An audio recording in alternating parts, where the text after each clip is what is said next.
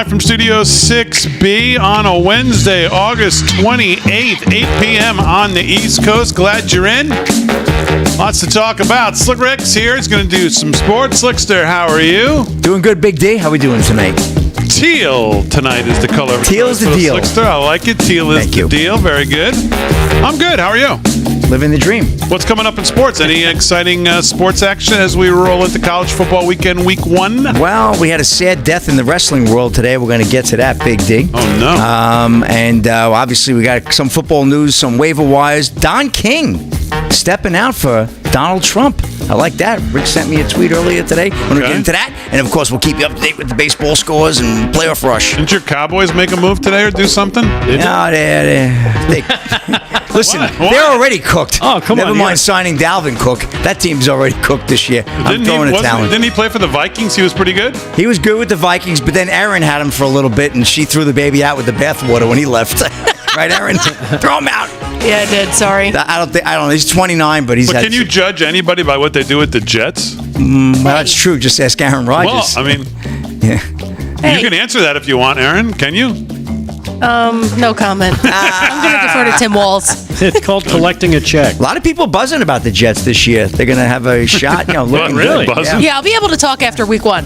Yep. Or 5. 1968. That was a long time ago to win a world championship. That was good gravy. All right, Rick Delgado's here. He's going to do some news. Mrs. Delgado, how was your day? Do you really want to know? Nope. Kevin Downey Jr. is here. The love-hate Well, no, of course relationship. we want to know. That's why I ask you. How was your day? It was a day like any other day till I went to the gym and I had to spring into action. Believe it or not. Really? Sprung into action. What happened? Somebody dropped damsel in distress in too the much parking weight lot. on the bar? No, damsel in distress in the parking lot. Oh. She got hit by a car. No. Oh, you're Yes. kidding me. No.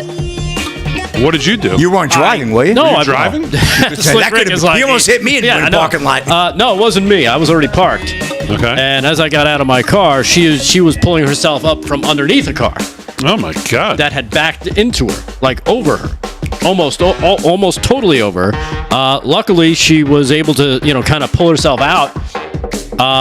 Just a crazy little situation. The guy didn't see her. He was backing up into a spot. Then he tried to leave, and then he came back. Oh, my God. Yeah, it was a little crazy. So Is she all right? yeah, she's okay. She had some bumps and bruises on her back. She had from where the car kind of she ended up underneath it. Oh, and no. may have broken her wrist. Oh. A little crazy. But there I was. Would you have lifted the car up for her to get out if you had I to? would have if I had stretched properly. Sure. No, but it was it was a little crazy. So the guy tried to leave again. I convinced him to go inside, and when he went inside, I took pictures of his car, his license plate, his registration, just to make sure if he doesn't stay when the police come, because the police were called, that they'd be able to find him without a problem. Yep. So Probably there you DUI. No, it wasn't. He was just Oblivious. he was oblivious, and he's just Friend of yours? No. He should have stayed. Because now, you hear the police talk about it. He's like, well, he's probably going to be arrested because this is considered a hit and run. Ooh. So it's like, even though she was walking around and she was bumped and bruised and possibly broken wrist, he left. Wow. Can't leave. Just stay. Nothing's going to happen. You just give the guy your information. This is what happened. It was an accident, and that's it. But now that he took off, they look at it differently. Wow. So you had an interesting day. How was it after that? The rest of it, okay? Oh, it's fine. Okay, very good. Yeah. Man, Kevin Downey Jr., I'm sure your day didn't live up to that, I hope. How are you? Well, that's why I don't go to the gym. Right. You don't want to get run over. Yeah. No, there's crazy women attacking your car. You got to defend yourself. And so, I'm good, thanks. I'm good. We're going live tomorrow on the Kevin Downey Jr. show at linewsradio.com. That's always a fun time. Text messages and phone calls from patriotic Americans all over the country. All right, very good, very good. And Kevin will have some news here tonight, as will Slick. So tomorrow night, well, Kamala's headed over to her friend Dana Bash over at CNN, and we believe it's not even going to be live. It's going to be taped, and she's going to have her service companion with her. That would be Tim Waltz. Service pet. Yes, to keep her calm and answer all the questions that she doesn't want to. And what would those questions be will be the question. And, of course, I'm sure you have questions that you would like her to answer and you could ask. And I found a couple interesting ones today. Andrew Boston is a doctor. He has 10 questions that Dana Bash must ask Kamala Harris. See what you guys think of these, or if these are duds. Because Breitbart has an article today, 31 questions that she must ask. So I don't know if theirs are better than his, but I read his. I thought they're pretty good. Number one, if you're capable of lowering prices for Americans, as you say, it's a day one priority, why haven't you done it in the 3.5 years you've been in office? So that would be one. Let's just get a group think here as we go, and the audience can chime in too. Yes or no. How many of these do we think Dana Bash will actually ask? So that one, do we think she'll ask that? No, of course not. Number two, you say housing affordability would be a day one priority if you were elected. Why is it not a priority now? Housing isn't affordable for the average American in 99% of the nation. Slick, you think she'll ask that? Absolutely not. Rick? Kevin? Hilarious. Not a chance. Okay. No. Number three. I'm not looking at the chat, but I'm sure you guys can follow the yeses or the nos. Number three, you co-sponsored Medicare for All and the Green New Deal. Do you still support these multi-trillion-dollar takeovers of the American economy? Slick, do we think that one will be asked? Absolutely not. Okay. Delgado? No, not. Kev? Not a chance. Okay. So far, we're pretty much in unison. Number four, you talk a lot about freedom, quote unquote. What about the freedom of Laken Riley, Rachel Morn, and Jocelyn Nungary? These women were killed by illegal immigrants who were let into the country under your watch. Slick, what do you give the chances of that one being asked? Slim to none. Number five, President Trump didn't need a border bill to secure the border. Why did you support executive actions like stopping construction of the border wall and halting deportations that intentionally unsecured the border? Delgado, do you think that one's going to come up? Well, she wasn't the border czar, right? So she would No, probably deflect never. that question to somebody Yeah. who was. Oh. Do we know who that border Maybe czar Tim person Walz was? will take that one. Yeah. Okay. Okay. Yeah. All right. All right, Could number be a six. gap stopper. Trump, Yeah. Trump was the first president in decades to start no new wars. Under your watch, wars are popping up in Europe and the Middle East. Why is that? Slick, who do you think will take that one? Waltz will jump in there, kind of? It depends. He's a little, wishy-washy, that Waltz. You know I don't know. We'll see. I think we're gonna have a surprise answer to that one. It'll come from Dana Bash. She'll That answer could- that one. yeah, yeah. Okay, answer she'll that. ask and answer. Right. Very good. Yeah. Number seven, why did you conceal Joe Biden? This may be one of the more important ones. Why did you conceal Joe Biden's cognitive decline from the American people? What's the percentage you put on that one, Slick? of Zero. being asked? Zero. Delgado? Touching that one. Being asked. Yeah. In some way, shape, or form that she knew about this and concealed it for 3.5 years. No. Yeah. Do you no. give it greater than zero? No. I give it greater than nothing. Okay, Kev? I don't expect her to ask anything more difficult than chocolate chip or snickerdoodles. Pick one. Yeah. No, there's no chance any of this happens. Okay. Number nine, has anyone in the chat said a yes yet? No. Okay. No. 9, you've called for getting rid of cash bail and your campaign hasn't backed away from it. Why do you still support such a radical view? What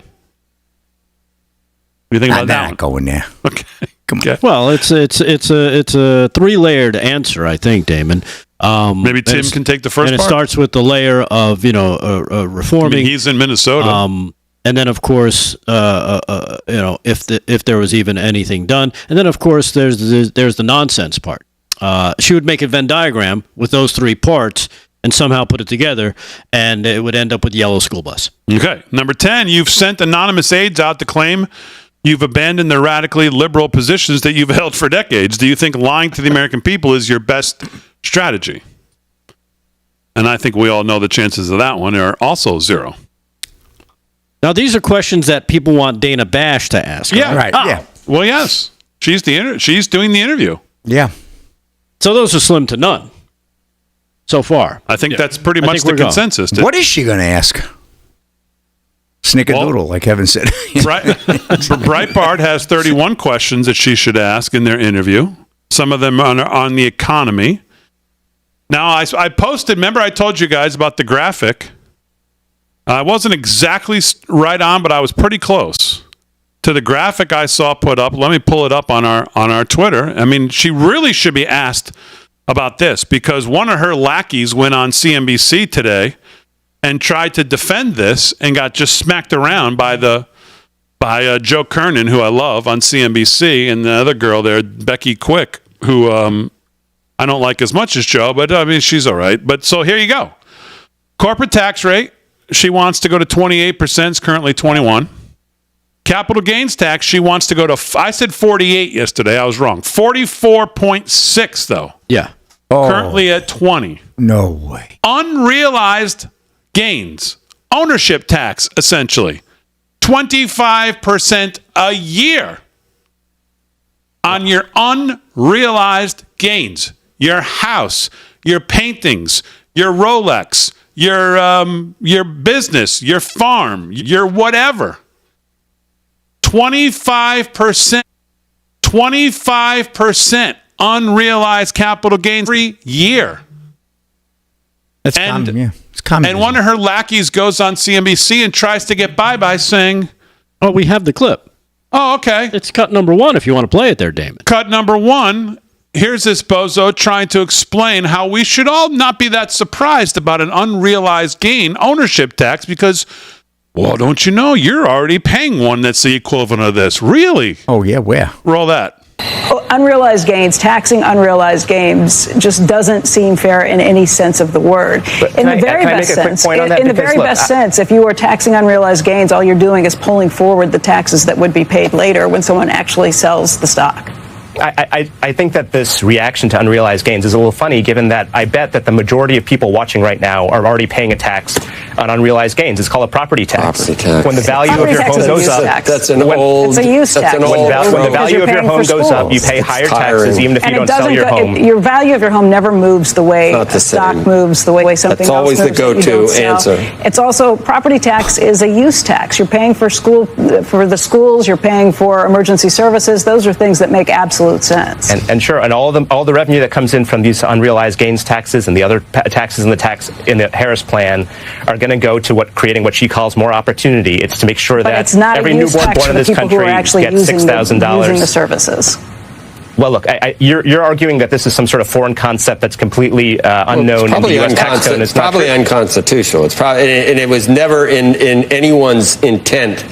It's not income. It's not an income tax, and it's never going to happen. Probably not. Well, I'm not going to say my lifetime. I wouldn't say that. Not in Becky's lifetime. Yeah. Wow, no laughing matter. They clown slapped him. Yeah, pretty hard. You can't defend that position. You can't defend it by saying that. There's nobody that thinks that's the most un-American proposal that's ever been put forth. All right, just getting started live from Studio 6B. We're back right after this.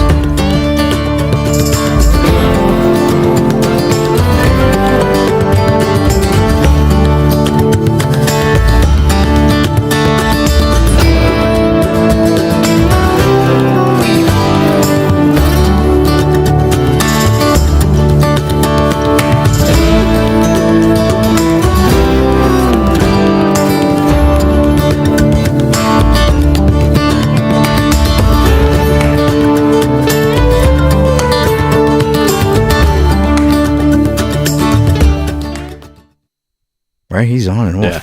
He's not a big speaker. Well, maybe just gets to the point. Well, defined by what you mean quick in just terms how long he lasted? Or, yeah, like how long he speaks. Because he's quick also responding to stupid questions. Like he slaps him down pretty good.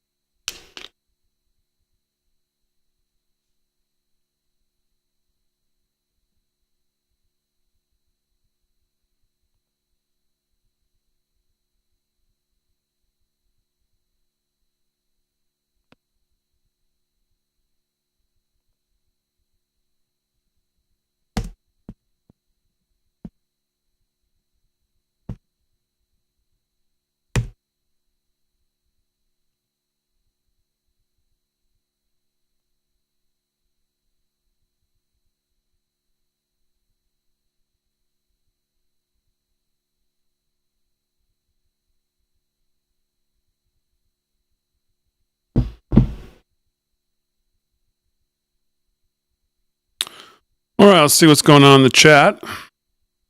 What's going on, everybody? Facebook, YouTube. Make sure you like, subscribe to the channel.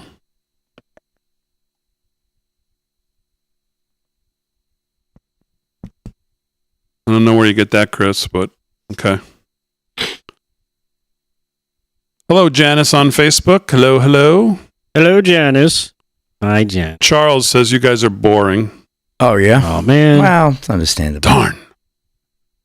Well, what can we do to liven things do up now? there? What does he want us to do? Somebody thinks I look mad. Someone thinks we look boring. Oh, right this moment, baby. Right this moment, yes. Yeah, we probably grabbing stories and stuff. Yes. We're all mad and angry right now. Yeah. Hello, Susan on Facebook. Hello, hello. Hello. Oh, it went by so fast. Someone on YouTube. Hello. You gotta do the Miss Kimberly on YouTube. Hello. Hello on X. Hello. Janice. Hello. No cowboy hat, Damon. No, I have it here. It's right here next to me. Book the turkey. Then you put a little wine in it. Howdy, Rumblers. Hello.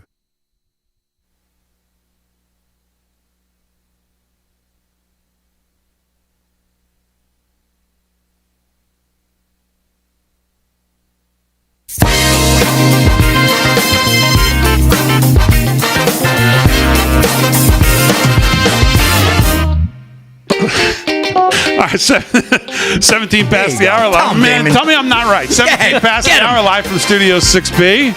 Well, they always say on nice a things. Wednesday night. Happy. We are fired up here Wednesday night to be with you, of course. August 28th. Kevin Downey Jr. is here. He's going to do the news. Rick Delgado is going to do the news as well. Slick. Oh, he's in a good mood. He's happy to do sports. We're going to do that. Sponsored by, who's it sponsored by? Our friend Mike Lindell. Oh, Mike Lindell. Of course, Mike Lindell. Aaron and Fran holding it down. They're happy, too. They're in a good mood. They are not bored to be here at all. And, I'm thrilled. So, we were discussing questions that should be asked of Kamala Harris and Tim Walz in their first sit-down interview by Dana Bash. And we went through the Dr. Boston, I think it is. It was his 10, and nobody thought any of those would be asked. Now Breitbart has an additional 31. I won't go through all of them. I'll just pick one from each top. So they've kind of topicked them out. Economy would be the first grouping. Price controls typically result in shortages. Are your price control proposals for groceries not going to just create empty aisles and shelves? So that would be a policy question. Do we think we're going to get any policy questions? Not a chance. Right, not a chance, right? I mean, no way. Policy. No. Will providing first-time home buyers $25,000 cause the price of homes to soar by a similar amount, rendering such an effort futile? That seems pretty common sense to me. What do you think, Delgado? Well, it's common sense to me as well, but to Kamala Walz? No. Not those two. Those two will think it's just more joy that they can bring to the American people. Yeah. Would a 28% corporate tax rate, as your campaign has pushed, drive more American businesses abroad by discouraging investment within the United States? Seems pretty reasonable to think that could, Why, has it happened before? Yes. I don't think they'll ask that question. Why have you changed your position on fracking? Does this undermine the green agenda that the Biden-Harris administration has emphatically embraced? Ooh. Changing the leopard, trying to change her spots a little bit on every topic. Well, now you hate animals? What's wrong with you? Yeah, all right. Maybe Waltz will take that one. Yeah. So then there's a couple more. Then immigration. Have you visited the border yet? How about a simple one like that? We know that. One's never going to get asked. Negative. How about a simple one like that? And she hasn't been to Europe either. So, do you support a border wall? Everybody's telling us now she does. Aaron, do you have the chart from yesterday that I made that we never used? This gaslighting we're getting on Kamala Harris that all of a sudden she's going to be for a border wall. Oh, look at that. Well, let's just take a look at what she said in the past. You could put it full screen if you could. Number one, because I can't read it. But I've joined my colleagues to introduce a bill that would rescind Trump's order to construct the border wall, 2017. In 18, President Trump's border wall is un-American. 19, President Trump's border wall is a medieval vanity project. 2019, I'm not going to vote for a border wall under any circumstances. Also 2019, this issue is about a vanity project. That wall ain't going to stop illegals. 2019 as well, President Trump's vanity project called the wall. 2019, we don't need to build a wall. It's not an emergency. 2019, a vanity project that he calls a wall. We cannot continue to have an administration and a president of the United States who puts his vanity projects ahead of the needs of the people. Trump's border wall is a complete waste of taxpayer money and won't make any of us safer in 2020. Wow. So, I mean, I don't know about you, but that does not sound like someone who all of a sudden is now going to say that she thinks that a vanity project is a worthwhile project. Well, depends on whose vanity you're talking about. Now, keep in mind, what did Trump want? $25 billion for the wall? I think that was the goal number. He had to make do with less. He had to move some money around from other agencies to kind of get things rolling. And from what I heard just yesterday, I think the United States taxpayer, that's you at home, have already laid out $450 billion. Sorry, I sound like Joe Biden. $450 billion to pay for illegals and the services that this country provides to them in 1 year. 1 year. $450 billion compared to $25 billion. I think a wall, let's face it, it worked at the DNC. It kept all the riffraff out of the DNC, right? It did. It could work. Does immigration raise the standard of living for middle-class Americans? Good one. These are all good on immigration. Simple and really good. Riveting. Allowing in how many immigrants per year I'm serious, is best for Americans? Does immigration help companies raise the productivity of blue-collar and white-collar Americans? Does immigration raise housing costs and rent? You support decriminalizing illegal entry into the U.S.? I mean, those are simple questions that you would think the President of the United States, if they believe that if she says she wants a strong border and Trump's the only thing standing in the way, would be able to answer. Well, I think I can take one of those for you. The housing and the rent, especially if you live in Aurora, Colorado. You don't want to be in a complex there. Yeah, prices are going down because let's face it, the Venezuelan gangs are pretty much taking over buildings, so people are probably willing to just get out as quickly as possible. So you might have some excess housing now available in Aurora. You just have to deal with the maniacal Venezuelan gangs, fully armed to the teeth, ready to shoot you if you don't produce your daily stipend. The new very touchy landlord. Yeah. If you haven't seen the video of that, it's all over social media. If you're on X, you can see the video of this building in Colorado that one of the lawmakers there said, well, I think they're closing it down because of some of the, there's issues with the fire marshal, she said, or some nonsense like that. No, the fire marshal got killed. That's probably what happened. Yeah, I think the problems go a little bigger than that. Yeah. A little bit bigger than that. And then there's some questions on freedom, which is just laughable that any of those will be asked, because Dana Bash doesn't believe in that either, so she's not going to ask that. Foreign policy, do you see Israel as immoral? That would be a good one to have her ask. Wonder if her husband will be off in the wings. And then they've got questions for Waltz, too. Since he was in the middle of the BLM protests in 2020, Summer of Love, some questions he'd like to answer. So basically the consensus is that none of these will be asked. It'll be a joyful interview, I think. Oh, yeah. Full of joy. If Dana Bash dares to ask a serious question, you're going to see those red laser dots suddenly on her forehead. From the sniper. What are you thinking? I'm sorry. I mean, ice cream. Let's talk about ice cream. Yeah. Either that or you're going to have Nancy Pelosi, pipe in and say, what are you, an apologist now?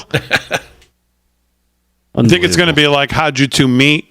Mm. What did you like about him? What do you like about her? Mm-hmm. What was the first communist rally you two attended? The DNC.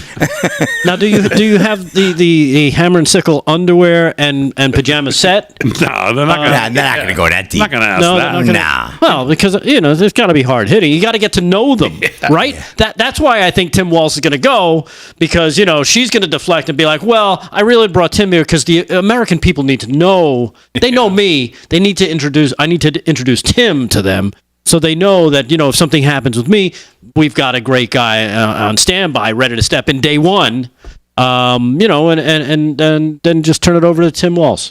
We met on Plenty of Fascists. Plenty of Fascists. I kept swiping left, and it was always him. Yep.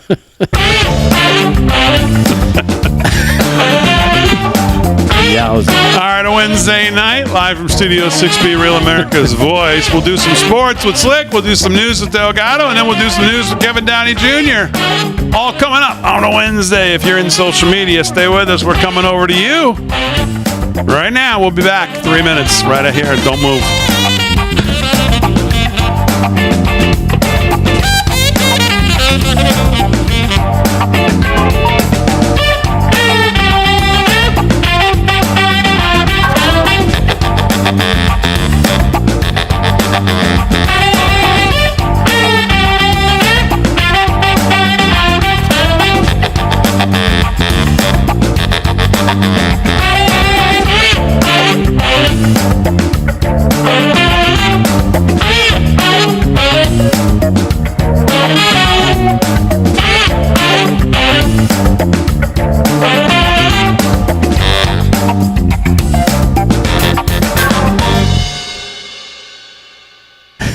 When you take the stage. Maybe she'll ask him that.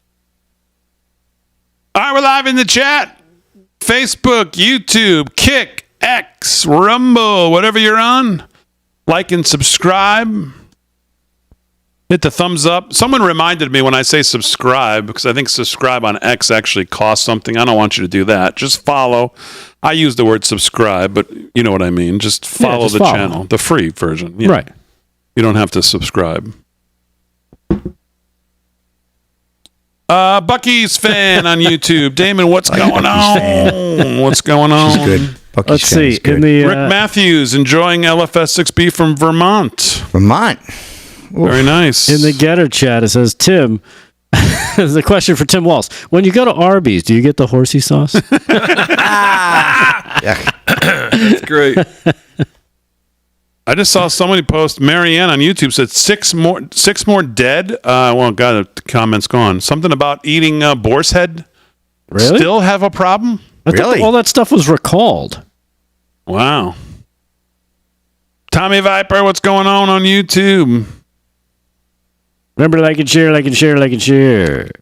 Damon, where's Zier? Zier is in, I believe, wherever Trump is, Zier is going to be. From Wisconsin and D.C. this week. Wisconsin, then D.C. this week, and then wherever he goes. That's called stalking. Pretty much all the way through November. Y'all need to be on Saturday and Sunday, too. Oh, my goodness. I got things to do. I'd like to live, thanks. Aaron thinks it's funny. Aaron, he sure does. She liked that one.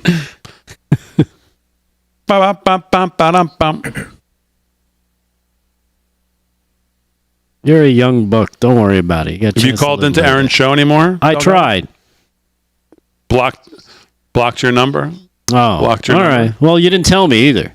Yeah, we didn't. When are you live again? Secret. Not till next year. Oh, okay. Yeah, right.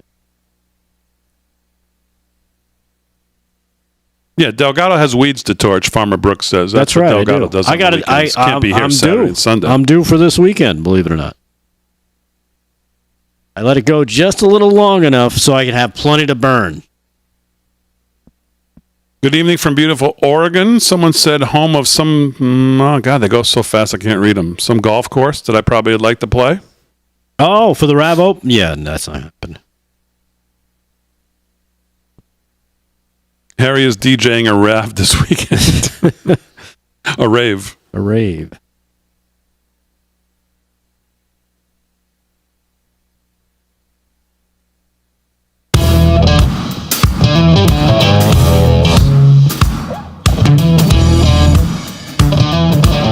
All right, live from Studio 6B, 30 minutes past the hour. Real America's Voice. Lots to do on a Wednesday night. Tomorrow night, we'll be live at 8, even though President Trump has I believe, a town hall tomorrow night. Rav will be covering, so they may get to us a little delayed.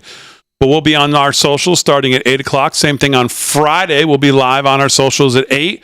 President Trump will be speaking to Moms of Liberty. So, again, they may get to us a little bit late, but we'll be on right from 8 o'clock on all of our socials the next 2 nights. So 30 minutes past the hour. Glad you're part of the show, as always. If you follow us on social media, make sure you hit the like and subscribe and hit the bell notification so you do get notified when we go live on nights where maybe we're not on RAV because they're covering something, but we're still live, so you remember that we're still there. So follow us on that. And, of course, head over to livefromstudio6b.com where everything, the mothership, kind of lives. Everything there. What Even Is That's are there. When are we getting another What Even Is That? I was going to do one this week, but you said we're going to be streaming only on Fridays. Friday night. Yeah.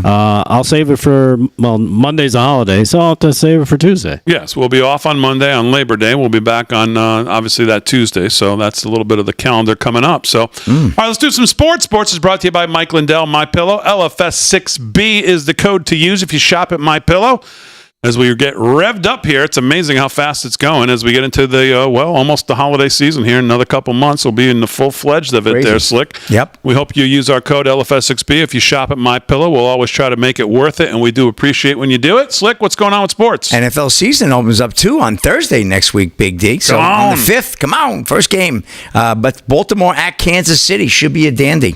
Good to get fired up right away. We'll be doing the odds makers. We'll make our first picks Thursday night, right? We're going to get that first game in, or we're going to wait till the weekend? We'll do an odds makers next Thursday for the first game. Right. And then we'll do an odds makers Friday for the weekend. Beautiful. All right, with Major our League. First guest. Yeah. That'll be the first guest. Surprise guest, I hear. Is it are you going to say who it is, or are you just going to surprise that night? He's not going to tip his hand. No, I'm not going to say who it is. Not tipping his hand. Me and Aaron have a plan that you guys are not going to be privy to. We've got it down, me and her. Okay. Sounds like everything else. All right, here we go. Major League Baseball, Big D. Come on, let's get it on. Cincinnati Reds were down 5-0. They've come back to top the A's 6-5 in the bottom of the 7th. Good game there in Cincinnati. The Nationals over the Yankees 5-2, top of the 6th. Bottom 6, Red Sox blanking the Blue Jays 1-0. Braves blanking the Twins 1-0 up in Minnesota, bottom of the 4th. Middle of the 3rd, Padres shutting out the Cardinals 2-0. The Giants and Brewers no score, middle of the 2nd. Bottom 1st, Rangers, White Sox underway, no score. Top 1st, Angels, Tigers, same deal. The Rangers 3-1 over the White Sox earlier today. That's a final. How about this football score? Cubs 14, Pittsburgh Steelers, Pirates 10. 14-10 was the final. Cubs and Pirates. Boy, the Pirates really are a bad club. Royals fell to the Guardians 7-5 in Cleveland. And the Astros bombed the Phillies 10-0. Mariners down the Rays 6-2.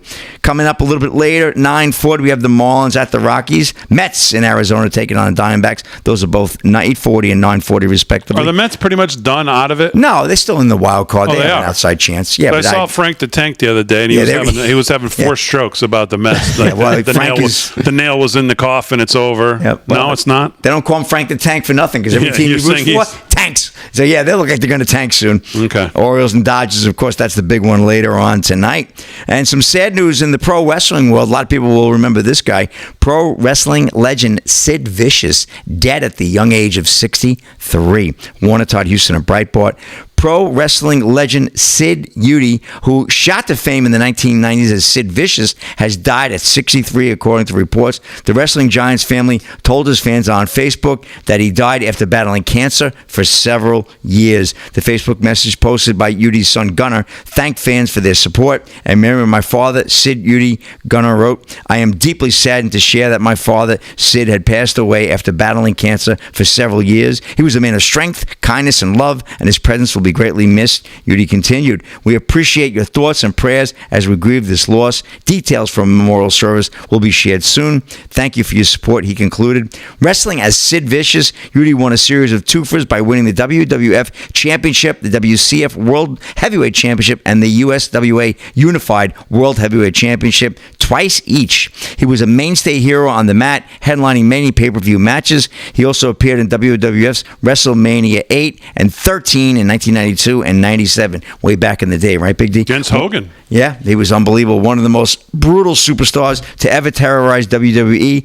The sadistic Sid brought an intensity that few could ever hope to contain. His WWE bio states, just asked a litany of ring legends who have incurred his wrath, a hit list that includes Shawn Michaels, Hulk Hogan, Bret Hitman, Hart, and many more. Yudi first joined the Undertaker, 1997 WrestleMania, as Psycho Sid. Yeah, Psycho Sid. Tributes poured in for the fallen wrestler. Of course, everybody weighing in. Without Sid Vicious, this is Booker T. Hoffman. And he was a huge dude. Like when you saw him, like go up to the mic for whoever was doing the interviews, or even some of the other wrestlers, he towered over people.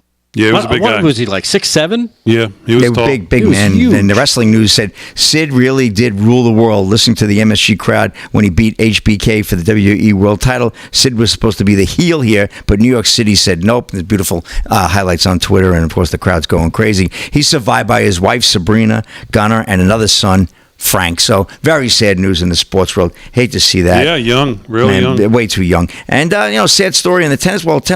Shocking here. We got the U.S. Open going on right now, and I'll give an update a little bit later. And Djokovic is playing tonight as well. But tennis star Yoshito Nishioka collapses during first round at the U.S. Open. Warner Todd Houston of Breitbart. Japanese tennis star Yoshihito Nishioka was compelled to withdraw from the U.S. Open on Monday after collapsing during the first round against Miomir Kachmenov. Nishioka has been seen walking to the back of the court in obvious pain before falling to the ground during the fifth set match in New York. Medical staff immediately rushed to his side, and Kachmenov even walked over and sat beside Nishioka as medical personnel tended to the falling player. Nishioka later told fans that he was not feeling well before even stepping onto the court that day. So something going on there. Apparently it was cramping, but you never know. It's very scary. So I see Daryl Hall had to walk off stage the other night too in a concert, right? He was very ill. I saw that as well. So I don't know what's going on. I'll find out some details on that. Not that it's sports, he's old. Well, he is old, right? Could be 19-year-old tennis star from Japan, a little different. So that's a wrap in sports. Big D, back to you. All right, Slick, very good. Sports is brought to you by Mike Lindell and My Pillow. We'll do some more sports before the end of the hour. Let's do some news. And first here with that is Rick Delgado. What's going on? All right. Well, I know, Damon, we were talking about the questions that might be asked, that we would hope would be asked from Dana Bash to Kamala Harris and Tim Walz. But instead of that, they have been having people out talking to the supporters of Kamala Harris and Tim Walz. So let's see what questions they could answer for themselves. Here's cut number 2, playing Let's Stump the Harris voter with a question. Here you go. Check it out. What is Harris's biggest accomplishment to date as vice president? I don't know. I don't feel comfortable doing this anymore. She was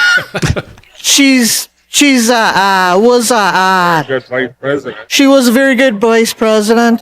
That's an interesting question. Getting to vice president. I have to do more research on her, honestly. I'm just glad to see a woman of color in charge for once. That's it. I haven't followed her political career that closely. Yeah. That's a good one. I don't want to do that. Yeah. So there you go. That seems like what we're going to be in for. Real stumper questions there. We're going to be in for on Thursday from Kamala Harris and Tim Walz. So look out for that. The other big story, really, and this thing continues to unfold. These people get to vote. The arrest of Telegram billionaire Pavel Durov. Wait, what'd you say? Just we're doomed. These people get to vote, and I said, and reproduce. Yeah, right? It's just going to keep going on. That's like insanity. What's their biggest accomplishment? I mean, it's not like, I'm not comfortable doing this anymore. How many times does the sun pass? What's the angle that the sun passes? I mean, it's not a hard question. No. Definitely not. Like I said, the big story that is happening right now in Europe is the arrest of Telegram tycoon Pavel Durov. Turns out he was released from police custody ahead of his court appearance after 4 days of questionings and allegations that his platform is being used for illegal activities. He was indicted, though. Yes, I have that story, too. That's part 2. The 39-year-old billionaire was set to appear in front of a judge this afternoon to face those possible charges of failing to curb extremism and illegal content on the popular messaging app following his arrest last weekend. And like I said, part 2 of the story is this, as he has been now charged in France with enabling various forms of criminality on his app, according to French prosecutors.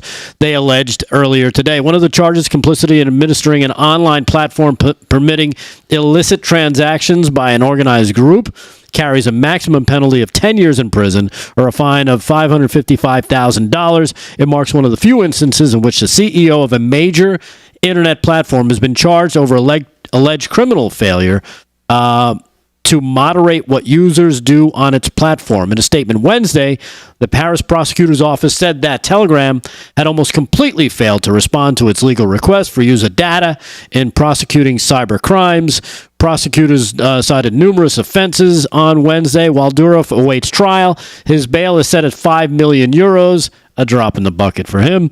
He will be forbidden, though, to leave France and will be required to report to police twice a week once he is released. So there you have it.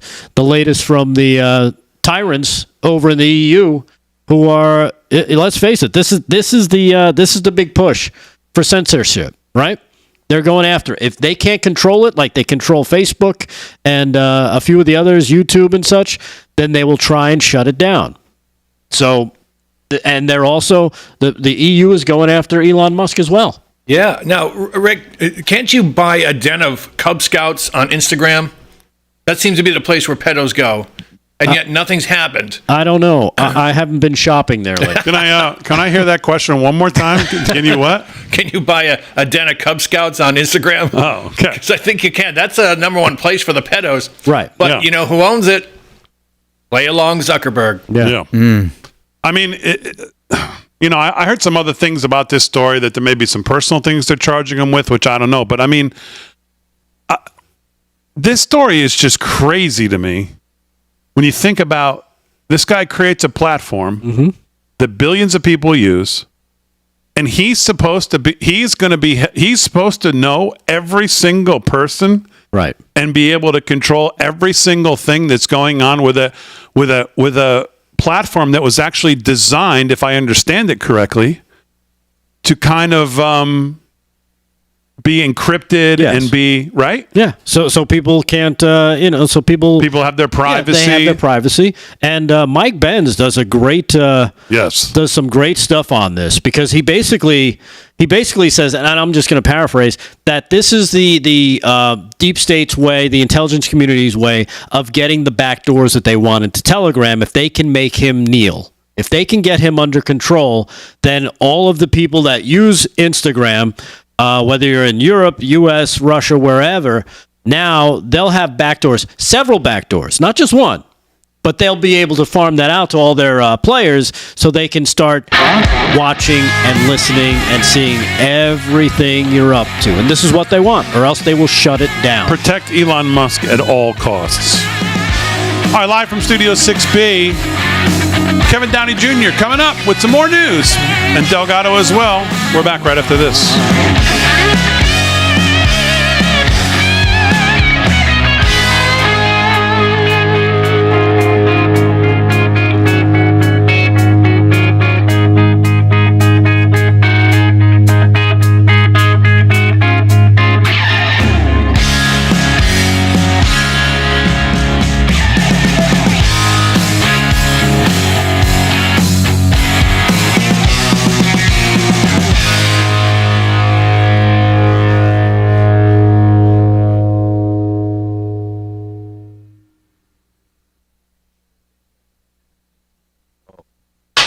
Start watching the ShamWow commercials. I want a ShamWow. I bought 47 ShamWows. Did that guy beat up a tranny hooker? Yeah. ShamWow guy? What happened to him? I don't know if you can see that. You can't use that term anymore. Tranny now, Kevin. Come on.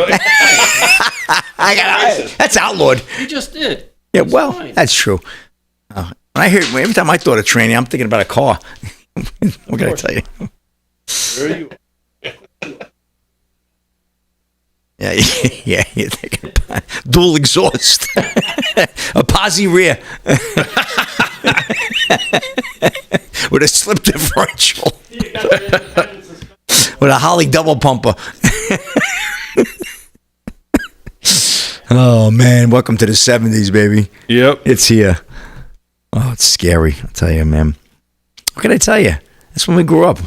Yeah. I'm a little older than you. You're probably more of an 80s guy.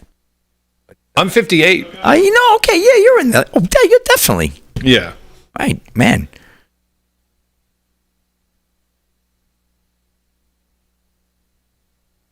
So you're born in 66? 65. 65. Okay. Nice.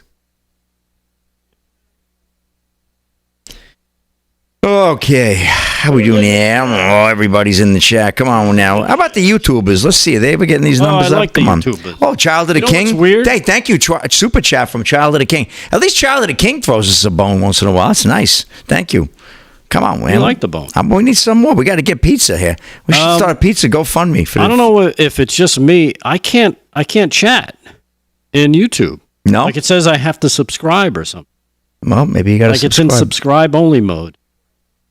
No, why would you subscribe? No, you have to have a login with YouTube. Yeah, subscribers like only an account. mode. I do. Like I'm logged in, but it won't. Like it says subscriber mode only. You got to be. This says subscribers only mode. Messages that appear are from people who've subscribed to this channel for 20 minutes or longer. The YouTube channel. I don't want to do that. Then people will know who I am. They don't care who you are.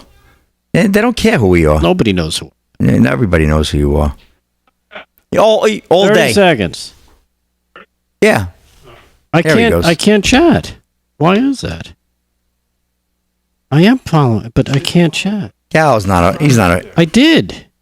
Delgado. Yeah, but then it tells me I got to pay. You don't have a to-pay.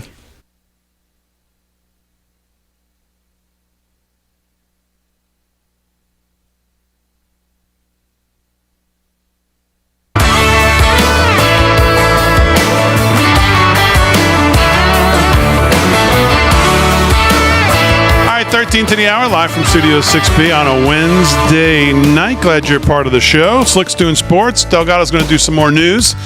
But right now, let's do some news with the host of the Kevin Downey Jr. Show. Of course, 10 to 11 weekday mornings right here in the New York market on LI News, 103.9 FM. Kevin Downey Jr., what's going on? Well, thank you, Big D. We've got a big update from the FBI today.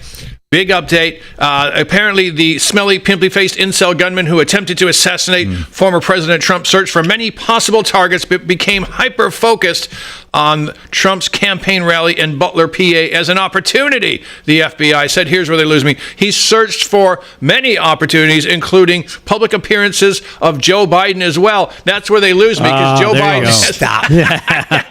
Exactly. That's garbage. Joe Biden didn't come out when he was campaigning in 2020. This is where I really smell a stink badger in the perfume aisle, because that is not even possible. And the FBI further went on to say they have seen no evidence that Crook was directed by a foreign entity. I believe that because the CIA is a domestic institution. They're on our side. Our side. Good point. Meanwhile, members of Congress are doing their own investigation into the situation and visited the site in Butler earlier this week, and they disagree with the FBI regarding almost everything they've said. So, he's in with someone. He was down with a clown with someone. He had these 3 overseas encrypted accounts that they're just getting into, but we're not really finding anything about. And the whole thing, he was looking for Biden.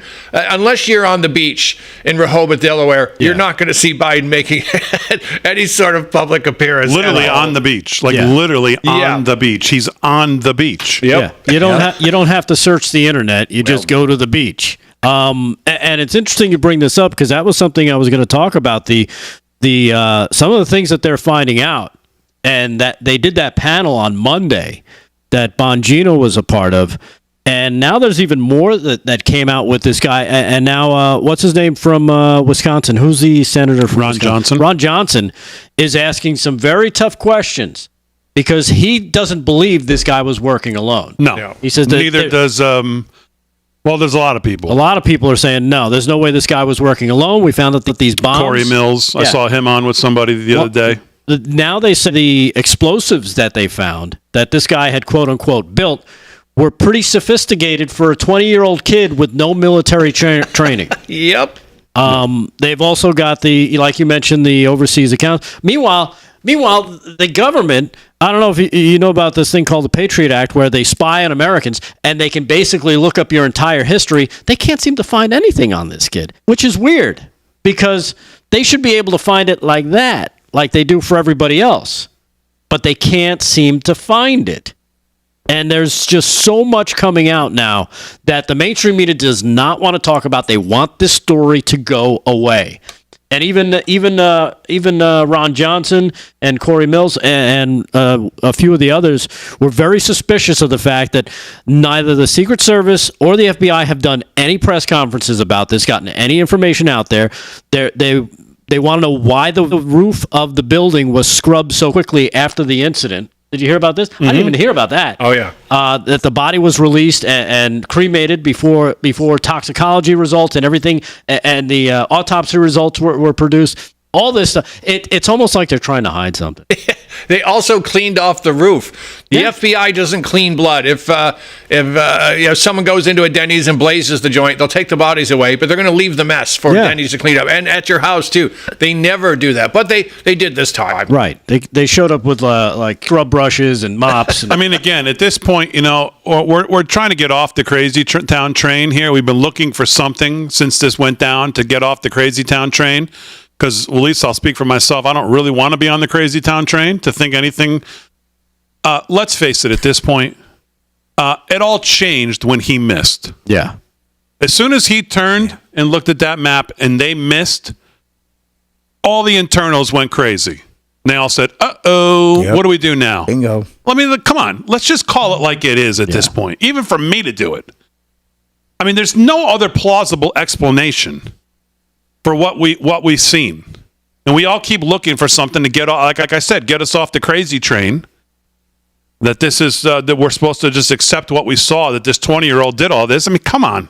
Stop. Yeah. It's just not buying. Sorry. I got the money, but they all said to themselves, okay, now what?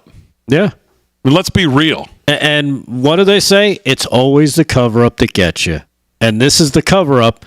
And everybody see that's and again, this is one of those things where I say this is the most important thing that Donald Trump has brought out since he came down that escalator, is he started pointing out all the BS, the propaganda, the deep state media, all the crap. And now that you can see it, now that a lot of people can see it, you can't unsee it. So it's a lot easier to decipher, oh, that's why they're not saying anything, because it seems like they're hiding something. It's always what? Keep it simple, stupid. Whatever the simplest answer is, it's probably the most correct.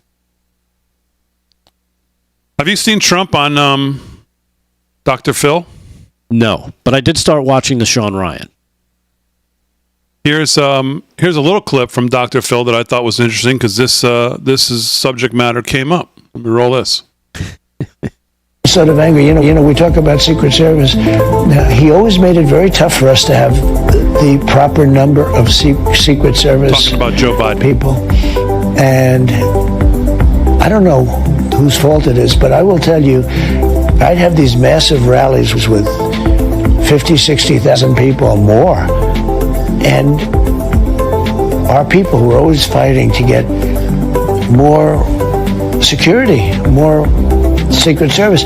And he knew that we didn't have enough. When this happened, people would ask, whose fault is it? I think to a certain extent it's Biden's fault and Harris's fault.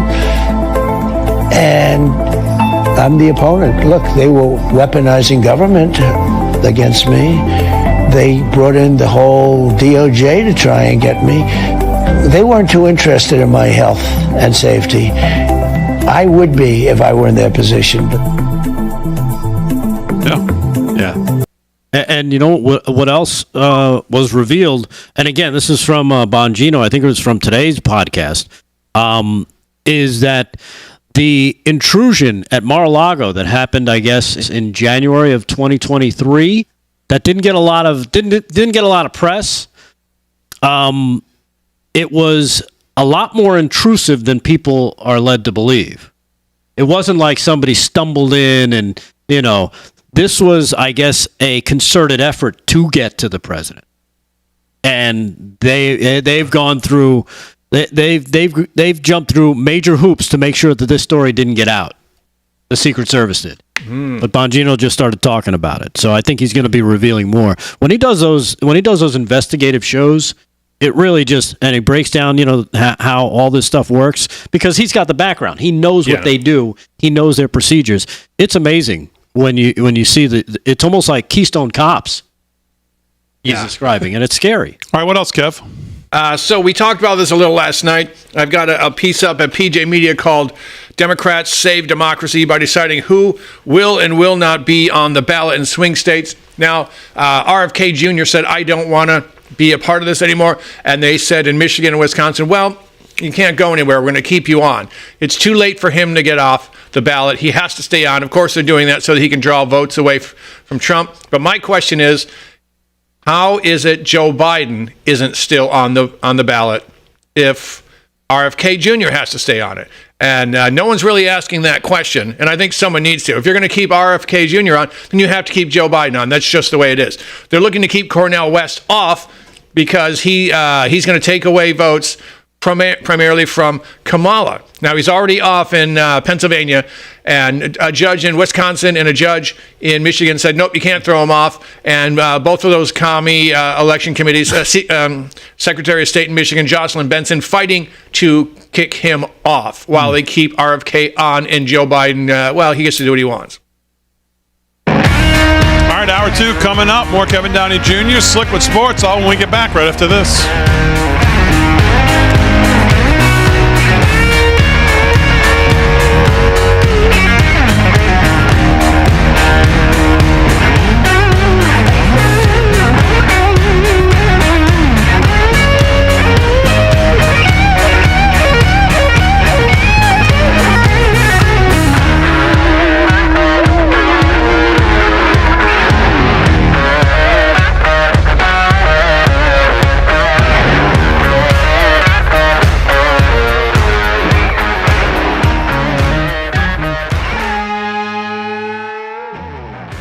All right, in the Rumble chat, let's get ready to Rumblers. BWAG says, hey, Damon, welcome to Team Chemtrails. Happy trails to you. D. Coconut said, Biden? Really? I thought he died. Big Jim Gumbo says, now I want a ShamWow. We were talking about that before. Yeah. Yeah, why not? 37 of them. In the YouTube chat, shout out to Clint Leggett, I believe. He gave us a $9.99 super chat, Big D. Yeah, Clint Leggett, yes. Really? Wow, nice. He's paying you to stay away from his house, huh? That could be. I would imagine Big D's a good neighbor. I would think so. Yeah. He never leaves the house. You don't have to worry about him going outside and screwing up the joint. He sits outside. It's quiet. What are you guys saying? We said you were probably a good neighbor. Yeah. A good guy to have as a next door neighbor. I mean, I don't think you're going to borrow any sugar from you, but you don't have any. But you can get some German beer over there, though. I bet you that. That's I don't think you'll see Damon wandering around in his lawn in his skivvies on a Sunday morning or something. That's so you're safe. No, well, we were neighbors when we were kids. Oh, we were in school together. And he's still paying you to stay away from his house? Wow. Aaron liked that one.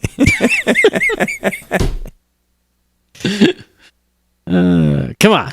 Yeah, see, Becky says Damon's like State Farm. Like a good neighbor. Stay in your house. Real Prince Doll, Big D from State Farm. Big D. Yeah, you'd make a good State Farm guy. Dress you up in red.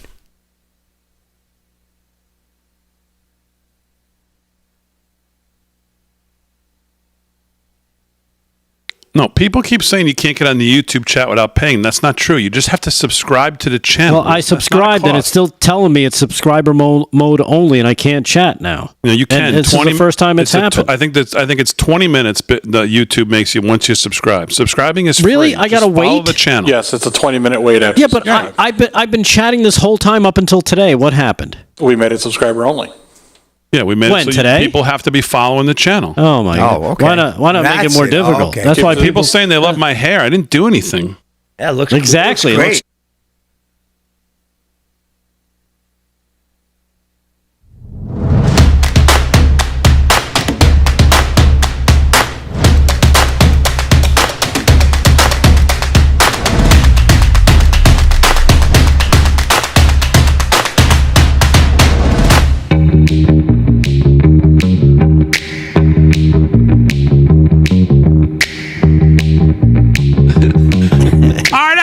Live from Studio 6B on a Wednesday night, August 28th, 9 p.m. on the East Coast. Slick's going to do some more sports. Rick Delgado's got some more news.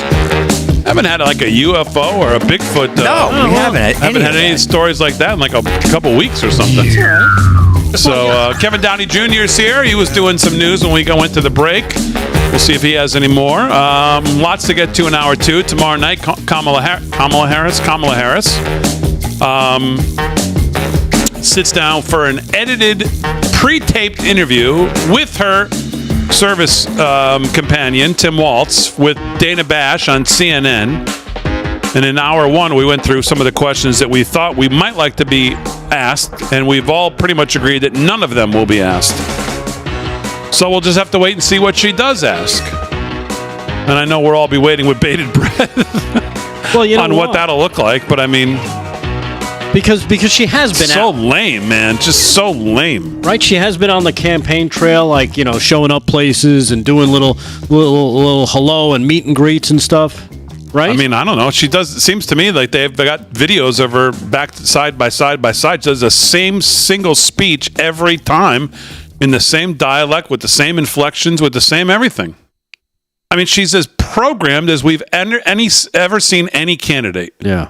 Well, but she has been out because we've seen her, right? She's been talking to a small group. They keep saying she's out. Yeah, but I haven't seen anything. I have. Have you? And I've got it here.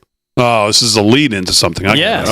Yes, Delgado, I think you're right. Yeah, thank you. Thank you, Damon. Let me flawlessly and move to this next clip, making it seem as natural as possible. Actually, this could be why they are hiding Kamala Harris. And we know why. Because of moments like this. This is a campaign stop. It's her and I believe Tim Waltz are here. Check this out. This is cut number 6. Maybe this is why they don't let her do interviews. Our country is counting on you. All of you. You are leaders. By the very fact that you all are here in this room, doing what you do at this incredible school, doing it as one big team, understanding all of the different parts that fit together to create a team. The hell was that? Maybe. That's from today? That was from at least in the last couple of days, because Tim Waltz was right there. Let me hear that again. What is she talking to? Kindergarten kids? It sounds like. That's how she talks to people. And they look older than kindergarten. You are leaders. By the very fact that you all are here in this room, doing what you do at this incredible school, doing it as one big team, understanding all of the different parts that fit together to create a team. Yeah, they got the same thing going on. She looked like she was in Mr. Miyagi's front yard, taking care of the cars, and doing the fence. Why did she? What is with? Well, as a 4th generation alcoholic, I think I have an answer. I love it. I'll drink to that. Really? I mean, what is that? Yeah, could be. Could be a lot of juice there. Oh yeah, it could be a lot of juice. When you, I'll have the vodka Kahlua Kamala. There we go. I'll have a White Russian. when you juxtapose that to her voters that we played earlier. A match made in heaven. Yeah, they go together. Just a match made in communist heaven. Like peanut butter and dirt. Yeah, no. Oh my God! With the really like cranberry and vodka. Talk about put me in, coach. I really want to play for her. Looks like her mentor was Nancy Pelosi. Yeah, no question. That's like Pelosi level. Yeah. That is Pelosi level delusion there. Yeah. And again, I love the Ricky Bobby hands. She just once she starts talking, they start coming up, and she has to do something with them. Yeah, she can't. She can put them down, but then they have to come back up. Okay, you know what? You just hit the nail on the head. In the world of stand-up comedy, you can tell when a comic's in trouble, especially if they're newer, because they're going to start to do this, and they're going to talk really fast, and they're still going to bomb. That woman was tanking like Rommel. She knew it. She knew it was super. That's beautiful. She stinks. She's tanked. Oh, my God. What a disaster. I hadn't seen that. Oh, man. That's a disaster. That's unbelievable. That's good stuff right there. That is top-notch comedy. Top-notch. Oh, my Lord. I think, what'd you say, is a fourth generation alcoholic? I think you nailed it there. Something, man. She's been hitting the sauce or something. Bucky's fan said, that's Kavadka Harris. That's it. Yeah. That might be a good shirt. Kavaka. I'm going for Kavaka. Yeah. Man, oh man, that's woof. Kalua Kamala. I like that one too. I mean, does she think people like who are listening to the kids? I can imagine what the kids' faces must look like when they're staring at her. Yeah, going, "What the hell is she saying?" They got to be saying that, right? I mean, they have to. Yeah, exactly. They got to be dumbfounded. Oh yeah. They found the dumb, that's for sure. Yes, they did, and it's right. They got all the dumb they could take. Oof. Man, holy cow. 6 minutes past the hour, live from Studio 6B. Well, again, we'll have to wait and see what tomorrow brings and what this interview has. Bucky's fan is back with another. Colada Harris. Oh, yeah, Bucky's fan will be going all night with those. Do you like pina coladas? Dank Daddy 5150 Kamala Kazis. Yeah, that's a good one too. Round of Kamala Kazis. That's it. Yep. Yeah. All right. Well, there you go. So, I mean, can we just? I mean, we were talking about the debate night. I mean, can we just imagine getting her caught in a couple of unscripted doozies on debate night? Oh yeah, it's going to happen. We've got to come up with some kind of bingo, like drinking board game that we can, something for that night. Yep. We talk about it every year, but we never get to it. But this year we got to do it. Yeah, we'll have to get to it. We were doing news with Kevin Downey Jr. before we went to the break. Anything else, Kev, you want to get to now that you didn't have a chance to get to? Yeah, this really steams my clams. It's been 4 days since the sad anniversary of our 13 soldiers getting killed in Afghanistan. And that one guy showed up who's in this race. That would be Donald Trump. And, somehow the media's got him as the problem from that day. Yes, they Is that do. Unbelievable? Yeah. Yep. You know what? Sick. And now here's the new one. Keep in mind, these are the same jack puddings that told us Trump tried to take the steering wheel of the beast. These are those same idiots. Oh, yeah. Now it's turning into a war of worlds. Details of a reported verbal and physical confrontation between members of the Trump campaign and an Arlington National Cemetery official on Monday. They remain hazy, but one thing is clear. They can't prove anything. No one knows anything. One thing is clear. The families of the fallen American service members at the heart of the dispute are supporting Trump. Every one of them. Biden didn't show up. He was invited 3 times, as was Kamala and Walz. They never even responded to the invites. And then they pooped their crocs when Trump showed up because it made them look bad. And now all they're trying to do now is just pull him down. Tear him down because it makes him look like the leader he is, and it shows that what a bunch of buffoons are on the Democrat side of this ticket. But this really, this is too much. There was nothing happened. There's no verbal, no physical, no nothing. Another lie from the people who told you Hunter Biden's laptop is Russian disinformation. The vice president sent a letter that someone else typed up. The current sitting president, went to the beach, and somehow the media has Trump as the problem. And he actually showed up at the request of a Gold Star family. You can't despise these people enough. You cannot despise these people enough. All right, very good. Anything else, Kev? Sure. Check this out. Another day, another pedo teacher busted. This one, again, in Maryland. A teacher at Cooper Lane Elementary School in Landover Mills, Maryland, was charged with multiple counts, including sexual abuse of a minor, possession of child pornography. This is in Prince George County. They've got him locked up. Mark Cobb, 44, of Bowie, was arrested. Now, the reason I bring this up is because two things. Number one, there were 350 teachers arrested last year for child sex crimes. 75% involved their own students.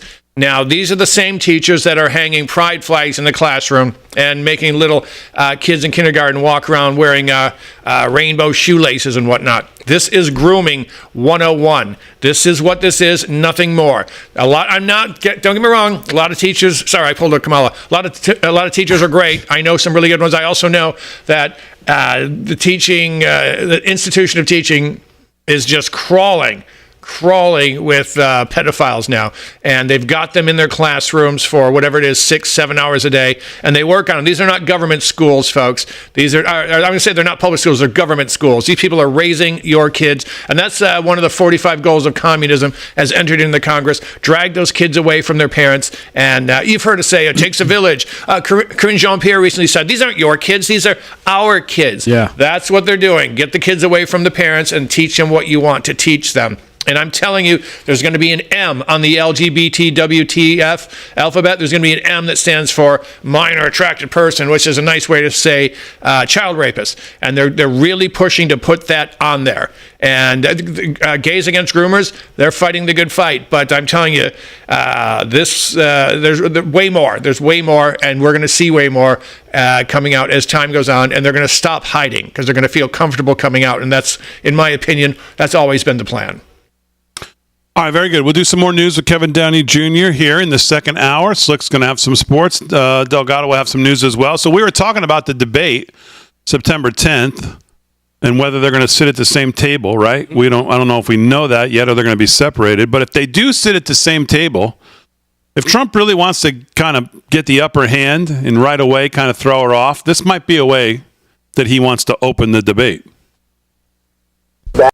Do you mind if I sit back a little bit because your breath is very bad? It really is. Has this ever been told to you before? No. Huh? Okay. Do you mind if I sit back a little bit because your breath is very bad? It really is. Has this ever been told to you before? No. Huh? Okay. That's brutal. Has this ever been told to you before? No. That's a beauty. I never saw that. That's crazy. That might set things off on the... Yeah, that'll get things off to a rousing start. Might get things off to a rousing start on September 10th. Yeah. You tell you, he calls it like it is. That's what I love about him. I can't imagine they would ever agree to be at the same table. No. She'd be so nervous, she'd be sweating. What's the use of having tables if you're not going to both sit at the table? I agree, unless they have their set them at like their little desks, like they're two students. Like students? Is that the idea? It's all right. Isn't that what? It wasn't one of the 2020 debates like that? Was it Pence and her? Weren't they at two little desks or something? I don't know. Yeah. I don't remember. All right, 13 past the hour, live from Studio 6B. We're back right after this.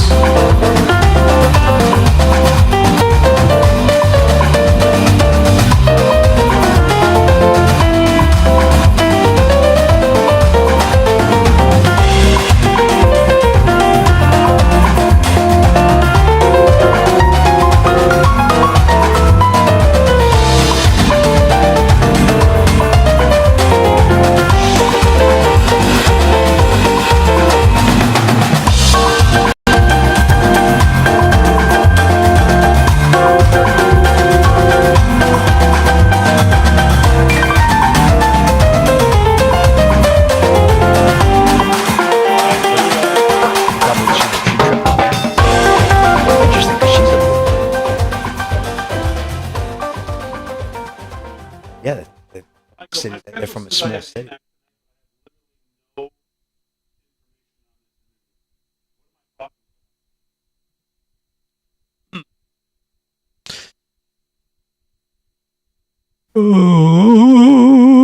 We're in the chat, boys. Come on. Yes, we're in the chat.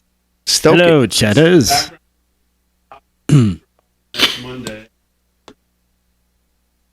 Let's see.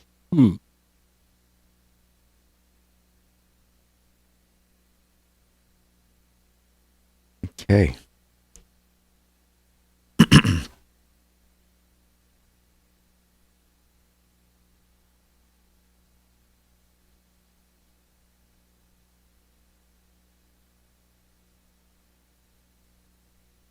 I'm not saying him either, Devin.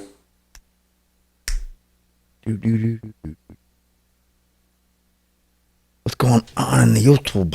Anything in the YouTube? Moon Pie's there. Sean Stanton. Pence had a fly crawling on his head. Where'd that fly come from? Ever see that meme? Oh, man, that one cracked me up. I'll never forget that.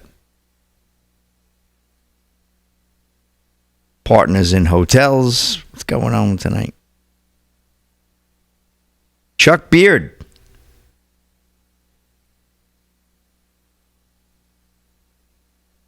He said, Slick, I seen your Cowboys helmet, but honestly, isn't it sad we had to change the Redskins name? Tradition, right? Absolutely, Chuck Beard. That was a sin. Same with Kevin, you love that Cleveland Guardians, right? When you go to play them in Detroit, the Cleveland Guardians. Come on. So embarrassing. Ridiculous. So embarrassing. You know what the worst one is? The Washington Bullets. Yeah, remember that? Yeah. Too many people getting shot. We don't want to. That doesn't sound like a basketball problem. Yeah. That sounds like a crime problem in the city. Maybe the city should, because changing it to the Wizards love that name. hasn't saved one life. Right. Right?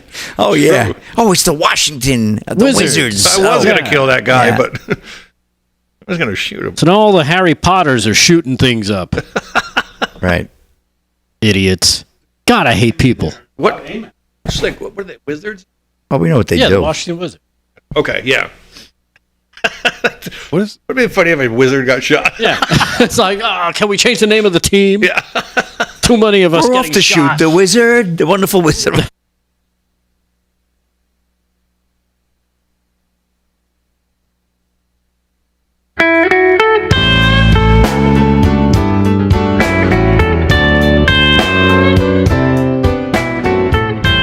Hi, live from Studio 6B. Let me talk to you about our friends at,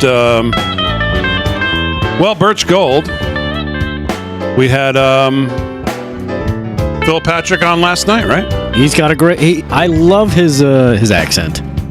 His accent? Yes, his accent. Well, he does sound smarter than all of us, right? Of course. Yeah. And I think the accent is the only reason. Well, no, he is actually smarter than all of us, too. Yeah. Well, in crazy times, there's peace of mind and security. Security for our country, security for our leaders, and security for our families. But think about this. If you have all your eggs in one basket, you are not financially secure. Gold and silver are an excellent way to diversify your savings. They're a hedge against inflation. And through our friends at the Birch Gold Group, you can own physical gold and silver in a tax-sheltered retirement account. This is one thing you can do today to secure your family's savings. Text the word America, send it to 989898, and receive a free information kit on gold. Plus, in August, this month only, any purchase you make from Birch Gold, they're giving away free Trump silver coins.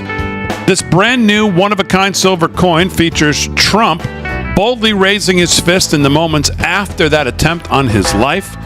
You don't want to miss your chance to own this special piece of history, a celebration of a leader dedicated to our security, preserved in the security of a precious metal coin. So secure your savings today and get your free Trump silver coin. Text the word America, send it to 989898. That's America.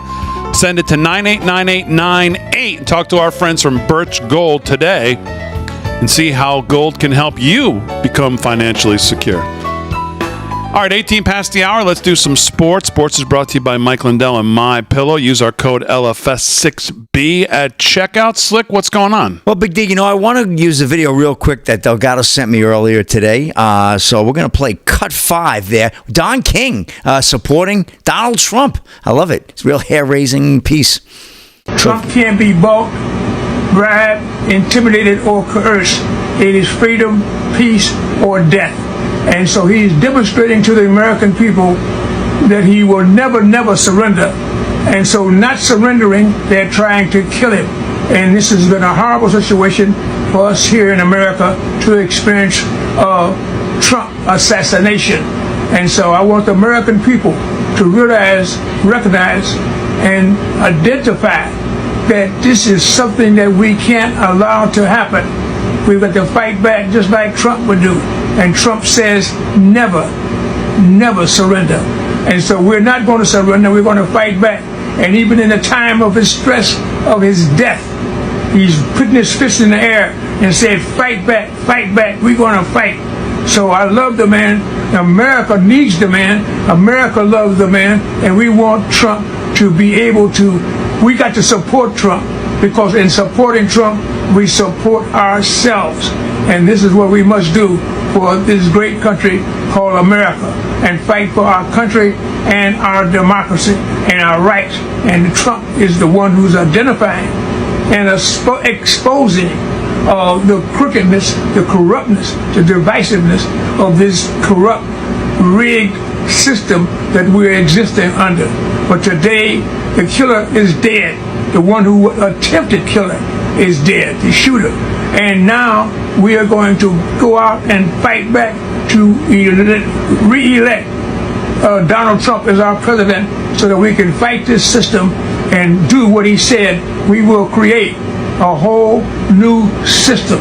We will take this system apart. I want to make America great again.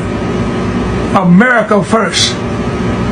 Yeah, the great Don King, 93 years old, by the way. Hey, I mean, listen, if you want to go to somebody who's going to know about corruption and crookedness, here's your guy. So good for him. Well, him and Trump, they did business back in the day, right? When Don King was a big promoter in the Trump Plaza, they put on some of the greatest fights, right? Holyfield Foreman, Tyson, he took Holyfield's ear off in one of their fights. He did a lot of fight stuff together over the years, and 93 years old, still going, but he's there for Trump. So we'll see what happens there. But good stuff. But Brittany Holmes seems to triple down on stance amid Trump support backlash on Instagram. Both Brittany and Patrick Holmes are from a small town in Texas that leans Republican. So folks down there, that's no secret with the way they roll. But this is Jackson Thompson of Fox News. Brittany Holmes, the wife of Kansas City Chiefs quarterback, of course the great Patrick Mahomes, just won 2 Super Bowls in a row, has recently hinted at support for Donald Trump. And then she defended her stance on social media. She delivered more on that topic Wednesday. The 28-year-old Sports Illustrated swimsuit model and former college soccer player appeared to like several comments on her most recent Instagram post that indicated support for Trump. One of the comments she liked said Trump Vance 2024. The other comment referenced her recent social media activity that has suggested support for Trump and drawn backlash from those who do not support the former president. That comment said, "Glad to see you aren't backing down. We are all entitled to our own opinions and shouldn't be bullied into submission." Kelly Stafford, the wife of Los Angeles Rams quarterback Matthew Stafford, appeared to like the second comment. TMZ Sports and the New York Daily News both caught Mahomes' likes. By Wednesday evening, it appeared Mahomes had unliked those comments. Mahomes first indicated support for Trump August 13 when she liked Trump's Instagram post that outlined the 2024 GOP platform. The like ignited the firestorm of backlash against the wife of the former quarterback. Among those critics were fans of Taylor Swift, of course, who dates Chiefs star Travis Kelce. Multiple fan pages dedicated to Swift posted the screenshots of the like on social media condemning Mahomes. The model responded to the criticisms on her Instagram story on Friday. I mean, honestly, to be a hater as an adult, you have to have some deep-rooted issues. You refuse to heal from your childhood, she wrote. There's no reason your brain is fully developed, and you hate to see the others doing well. She posted another cryptic message on her social media that may have referenced her recent controversy on Monday. Contrary to the tone of the world today, you can disagree with someone and still love them. You can have differing views, and still be kind, she wrote on August 23rd. Read that again. Patrick Mahomes has never publicly expressed support for a political figure or affiliation. He told Time in April he would not speak about who he would vote for in the upcoming election. I don't want to pressure anyone to vote for a certain president, Patrick said. I want them to use their voice, whoever they believe in. I want them to do their research. So that's a good quote. There's no question about it. But I think Brittany, Mahomes, that is it gets interesting, right? With Taylor Swift and Travis Kelce. How about Harrison Butker, the kicker? Yeah. Look at the way he rolls. So very interesting what's going on in Kansas City. They are a lightning rod. The Chiefs are going for the first team to have a three-peat. Never happened in NFL history. They're trying to win their 3rd Super Bowl in a row. And they kick it off, Big D, next Thursday night on the 5th, hosting the Baltimore Ravens. Should be interesting. And we'll keep an eye on old Brittany Mahomes. I think Rick and I are onto her, and we know how they roll as well. That's a wrap in sports. Back to you, Big D. All right, Slick, very good. Let's do a little news, and then we'll do some when we get back. And here with that is Rick Delgado. What's going on? All right. Well, this story coming from John Solomon's Just the News. I think they're the only ones carrying this story. The Nevada jury today found a former Las Vegas politician guilty of murder of a journalist who criticized his conduct and sentenced him to life in prison. Robert Tellis, the former Clark County public administrator, has been held without bail since he was arrested for the 2022 murder of Las Vegas Review-Journal reporter Jeff German, who was found stabbed to death over the Labor Day weekend. Tellis' conviction comes after the jury deliberated for 12 hours following 8 days of testimony. According to this, the Clark County District Attorney Steve Wolson said the jury hit the ball out of the park this time. They hit a home run by getting the right verdict. The former politician sentenced to life in prison with a chance of parole after 20 years. According to CNN, prosecutors were not seeking the death penalty, but were seeking the maximum of life in prison without the chance of parole. But now they're saying, after 20 years, maybe we'll let you out. Tellis denied killing German and claimed he was being framed for the murder and retaliation for rooting out corruption in his office. However, his DNA was found under German's fingernails, but none of German's DNA or blood has been found on Tellis or his vehicle, blah, blah, blah. He's been found guilty. Going to jail. Long time. All right, 26 past the hour. Andy Mangione from AMAC joins us when we get back. Then we'll do some more news with Kevin Downey, Rick Delgado, right after this, live from Studio 6B.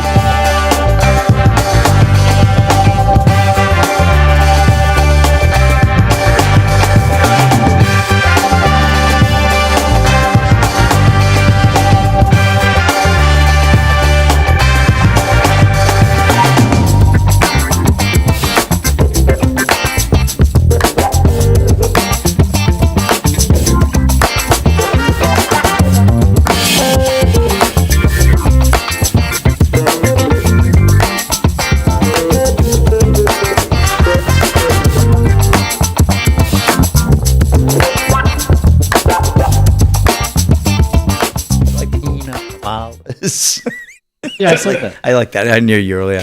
That was cute. All right, we're live in the chat. Make sure you hit the like, subscribe, follow, whatever platform, whatever it is. YouTube. Get a comment, share. All helps. We appreciate it.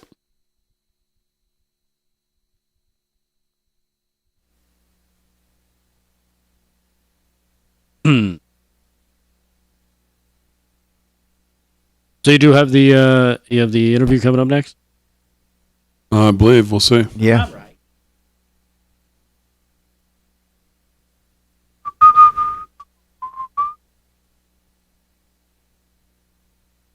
Big D, can you ask Mark Robinson why he refuses to answer questions for his own supporters? Well, I don't talk to Mark Robinson. He hasn't been on the show.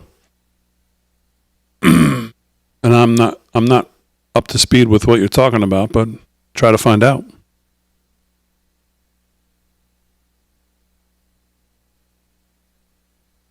Kenya H in the YouTube, Kevin. Hey, Kevin Downey, I'm a 1965 girl right here, but I'm 59. So your birthday must have not happened yet. Or please tell me I'm 58 and skipped another year in my life. I like that. Tell her that. Mine's in November. Oh, there you go. Yeah, I was either going to be the youngest kid in class or the oldest kid in class. Oh, that's right. It was a weird. So, yeah. Where'd you end up being? Youngest. Okay. Started when I was 4. Wow. Kindergarten. That wasn't easy. Broke Spoke says, Damon, if the sphere is out, what about Dollywood? Well, anything's out because they didn't win. So that's the only reason the sphere is out. Not because I don't want to go there. Oh, yeah, we didn't win. But I would go to Dollywood, too. I like Dolly. Well, I love Dolly. Yeah. I love to take Delgado to Dollywood. Delgado don't like Dolly. Remember? He busted on her for Thanksgiving. Maybe made fun of her in the Cowboys outfit. In the Cowboys cheerleader outfit. Heard her dumb, stupid singing. She was great. She was hanging on straight to jail with Delgado. Just for that. Straight to jail. Dumb song. Okay. No. Leave Dolly Parton alone. Yeah. You creep. Are you kidding me? Yeah, you know what? Bust on somebody else. She doesn't stink. Yeah. She's an American treasure. Yeah, it's treasure. She is an American treasure. The voice of an angel. Voice of a old And lady. by the way, she'd kick your ass at her age. No, she still, wouldn't. too. No, she wouldn't. She's just a boob. Just because you got those guns. Don't. Bucky's fan. Dolly Gatto ain't having it. I like that one. Delgado. She got more puns than me, Bucky's fan. Might have to bring her on the show.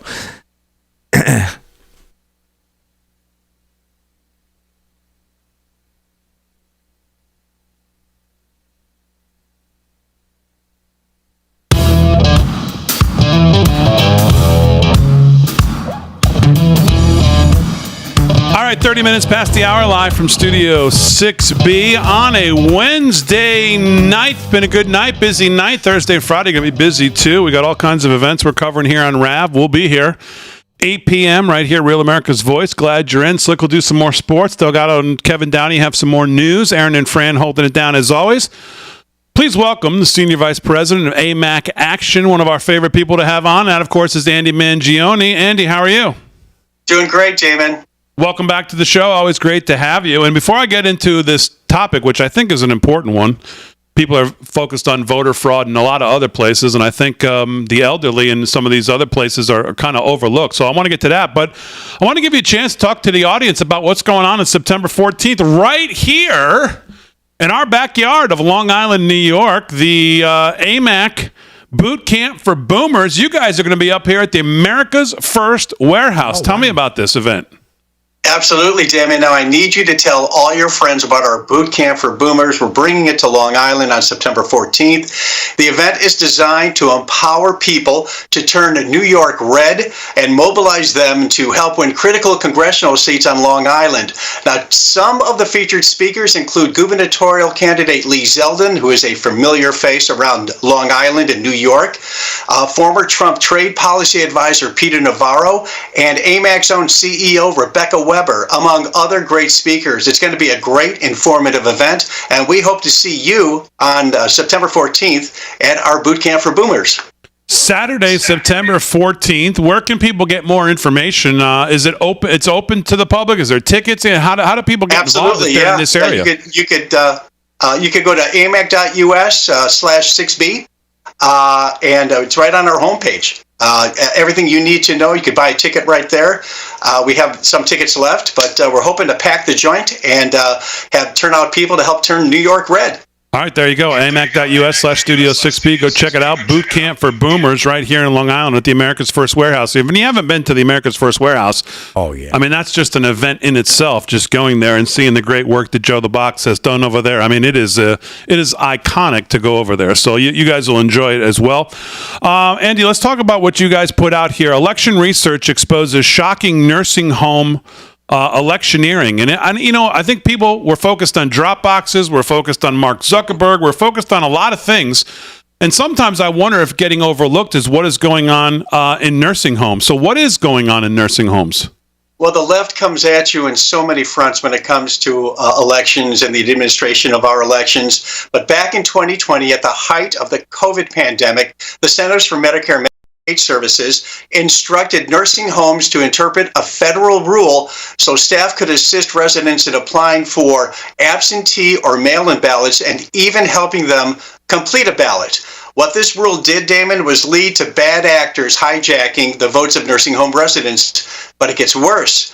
The Biden administration put the COVID-era regulations on steroids when it issued an executive order that mandates that every federal agency, including CMS, partner with Biden-approved non-governmental organizations to conduct get-out-the-vote efforts. And because CMS controls the flow of federal dollars to nursing homes, these facilities had little choice but to comply.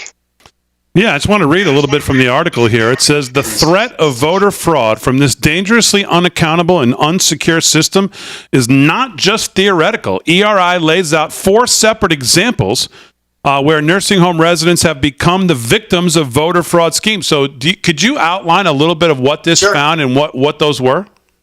Absolutely. The Election Research Institute's paper laid out examples, as you mentioned, where nursing home residents have become victims of election fraud since this initial rule change.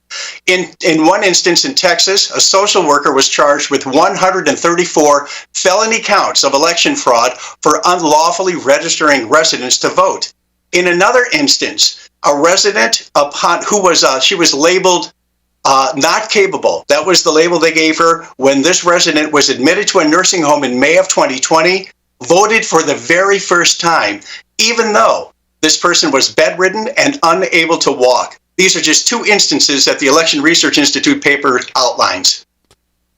So as we obviously we're 63 days away or whatever it is, we're approaching this November election. What do people do to protect their loved ones who are in nursing homes from this kind of stuff happening? Become proactive. If you have a loved one in a nursing home, an assisted living facility, or any type of care facility, go directly to the director of that facility and ask them how they're protecting their residents from this kind of election fraud. All right, and I'm going to share this article on all of our socials. So if you're following us on X or wherever, you can read this article. Election Research Institute shines spotlight on shocking electioneering in nursing homes. If this is, of course, on AMAC's website, amac.us/Studio6B. You can go there as well. Great stuff, Andy. Keep up the good fight, and good luck here on Long Island. We hope to see you when you're here. Boot Camp for Boomers, September 14th, Saturday, at the America's First Warehouse. Great stuff. Thanks. Thank you, Damon. Andy Mangione from AMAC. Of course, go to amac.us/Studio6B and sign up. I mean, they do great stuff. The membership is great. Just the articles like this alone that they write are worth the read. I mean, they charge, I don't know how they do it, but they charge nothing for membership. I mean, it's ridiculous what you get. So go to amac.us/Studio6B and sign up and join AMAC. They're a great organization, and they're great people, and they're here on Long Island. Yeah. And if you're around this area, I mean, what's better than that? I think John Solomon's going to be over there. Just the News. Peter Navarro will be there. Wow. Go over to the America's First Warehouse in night. September. What a way to spend a Saturday. Yeah. Maybe you'll even see Slick over there. Maybe. I'm the only David Boomer on the show, so I'm the last of the very take a last picture of the with the Slickster. Come on. Yeah. And Lee Zeldin. Lee Zeldin, yeah. We haven't seen our buddy Lee Zeldin. You know Lee well. Of course. Yeah, he's been on the show, Zero times. Because I could get Jesus on before I could get Lee Zeldin on. Twice. Slick keeps I know his people. Yeah, wow. Hey, who knows his people? Do his people know him is the question, because we can keep asking his people to get him on, but he never comes on. So he's the big deal now. But then again, he may have watched the show, so that could be the answer.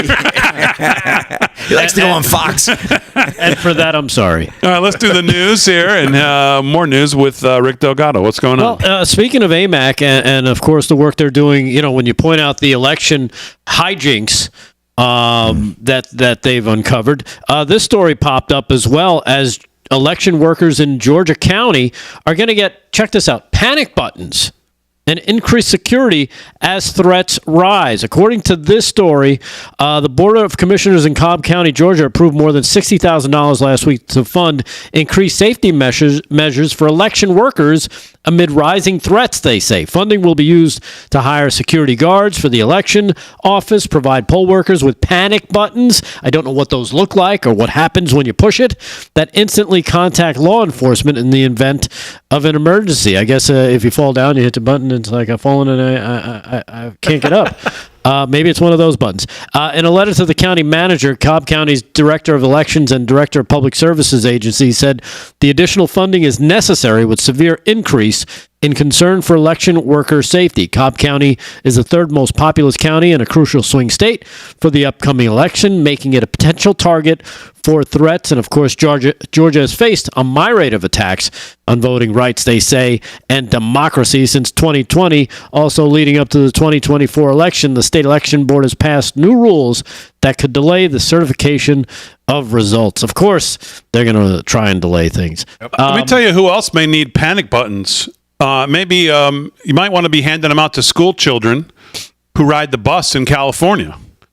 And we were just talking about what was going on in Colorado with these gangs taking over these apartment buildings. Well, here's a news report coming out of a school district on my screen, Aaron, if you could throw that up, out of California. Listen to this report.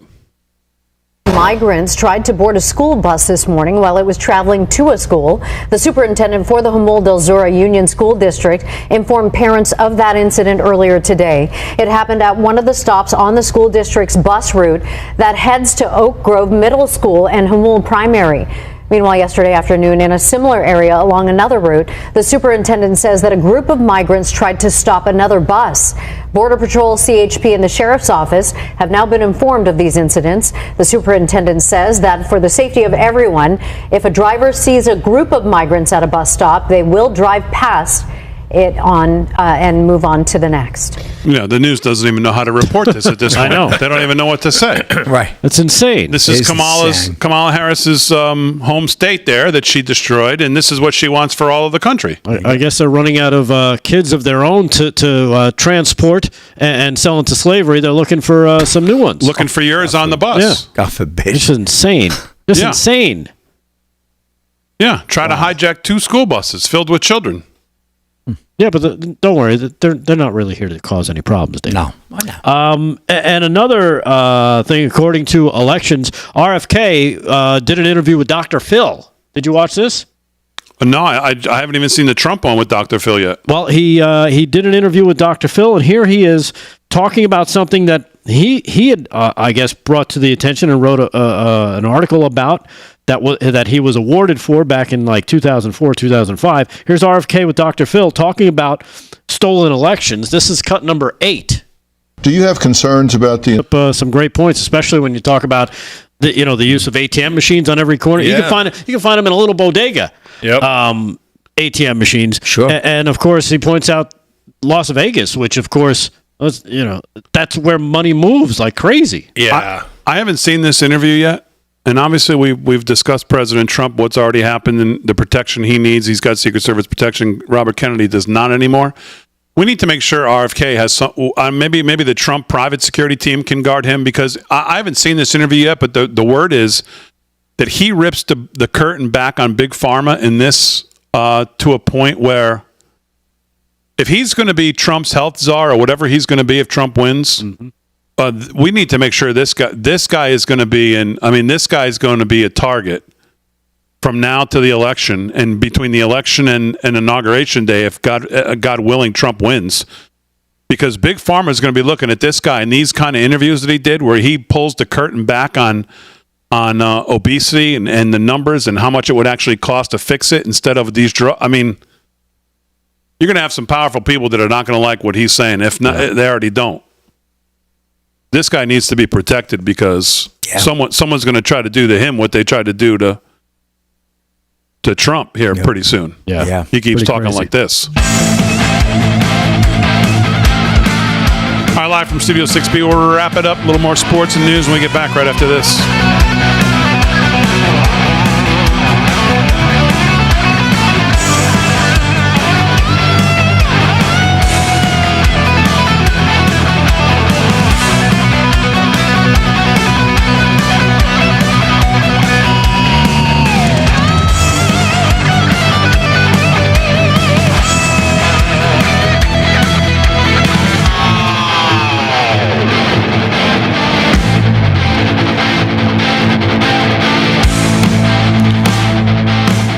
A lot like you've got another thing coming.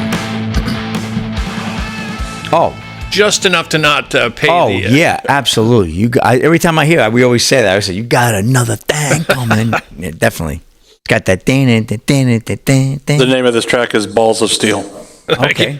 Well, that ties it in. Balls of Steel. Got another thing coming. Pipeline.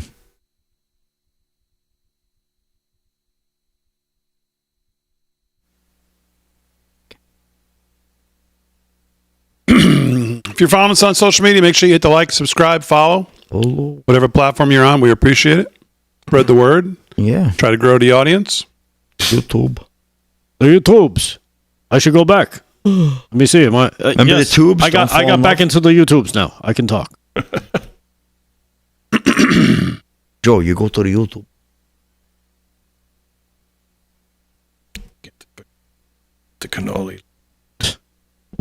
Leave the YouTube. Man. Talk to me to take me to the sea. Tammy Phillips, he's on the road. Barbara on Facebook, we actually talked about those schools in Alabama and Tennessee last night on the show. Yep. Wow. Handsome Smitty, I think he's given us props. Yeah. Saying, ladies and gentlemen, this is how you do a news talk show. Hey, thanks. Yes. Handsome Smitty. I think you're talking to us. He's in the chat. I've seen him. I assume it's a him. I wonder what show he's watching when he types that. Yeah, I know that. That's why I'm saying I think he's talking about Creature feature. Remember that chill? Yeah, the hand would come out of the ground. Man, I love that, man. Used to scare the crap out of me as a kid. It was like 8 channels, and man, we just had to have an imagination back then. Cause 8 channels? It was like 8 channels. You must have been rich. We only had like 2, 4. 4, 5, 7, no, 9, 11, 2, 4, WPIX. 2, 4, 5, 9, and 11. And 7. Yeah, so I guess 6. 6. Let me go over to YouTube and see how many thumbs up do we have. Trying to see the 468. 800 watching, 50%. If you get the knob just you get the knob just right. You put a little piece of paper in there. You might boom, see a you naked got lady. it. Then all of a sudden, the perfect spot. Goes back to snow again. It's like just wiggle and a wiggle. Oh man, you're trying to get real close to the TV and. That was when he called it a boob tube.